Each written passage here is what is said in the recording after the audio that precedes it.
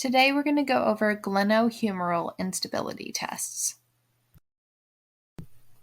The anatomy of the shoulder. The shoulder is composed of the humerus, glenoid, scapula, acromion, clavicle, and surrounding soft tissue structures. The shoulder region includes the glenohumeral joint, the acromion-clavicular joint, the sternoclavicular joint, and the scapulothoracic articulation. The glenohumeral joint capsule consists of a fibrous capsule, ligaments, and the glenoid labrum. Because of its lack of bony stability, the glenohumeral joint is the most commonly dislocated major joint in the body. Glenohumeral stability is due to a combination of ligamentous and capsular restraints surrounding musculature and the glenoid labrum.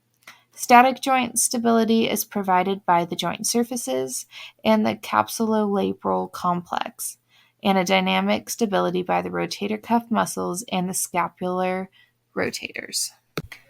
Glenohumeral instability is caused by 1. Injury. A significant trauma, such as a fall or hard hit, can force the shoulder out of its socket and tear or stretch ligaments.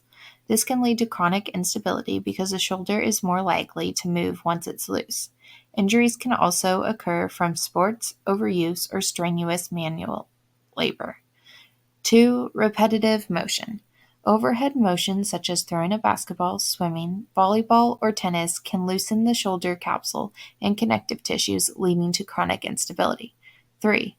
Anatomy. Some people have naturally loose ligaments in their shoulders, which can cause instability without injury or repetitive strain. This condition is known as hyperlaxicity. What the patient may present like. A history of repeated shoulder dislocations, expressing a feeling of looseness, or the shoulder is slipping in and out of the socket, shoulder pain, especially during certain motions, weakness, especially during activity, decreased range of motion, bruising and swelling. The sulcus test. When the patient's arm is in a neutral position, the examiner pulls downward on the elbow or wrist while observing the shoulder area for a sulcus or a depression lateral or inferior to the acromion.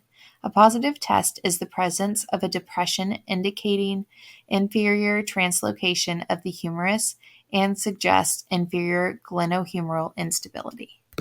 Okay, so we're going to do the sulcus test first.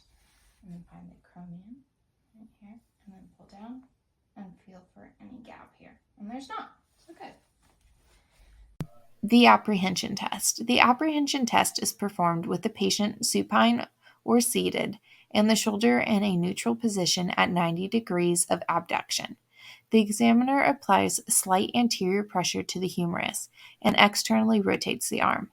A positive test is pain or apprehension about the feeling of impending subluxation or dislocation, indicates anterior glenohumeral instability. The relocation test. The relocation test is performed immediately after a positive result on the apprehension test. With the patient supine, the examiner applies posterior force on the proximal humerus while externally rotating the patient's arm. A positive test is a decrease in pain or apprehension, suggesting anterior glenohumeral instability. Okay, now we're going to do the apprehension test. So I'll have you bring your arm out like this. I'm going to put my hand here for stability. And then I'm going to externally rotate and look at your face to see if it's painful. And it is. So now we're going to do the relocation test. So I'm going to put pressure here and look for it feeling better. Does it feel better? Yeah. Great. We got a positive test. Treatment. In some cases, additional imaging, such as an MRI arthrogram, may be performed to further evaluate the shoulder joint. Physical therapy can help strengthen and control the shoulder muscles and rotator cuff, which can help improve stability. Rest. This may include immobilization, including wearing a brace or a sling. Activity modification. May need to avoid contact sports for a few months after an injury and modify other activities to reduce stress on the shoulder and avoid motions that cause symptoms. Surgery. If less invasive treatments don't work, surgery may be needed to repair a torn or stretched ligament.